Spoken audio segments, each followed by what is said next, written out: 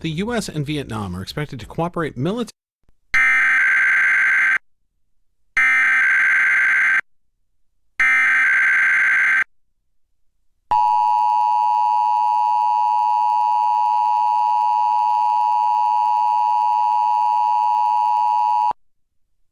Oregon Public Broadcasting is conducting a test of the emergency alert system. This is only a test.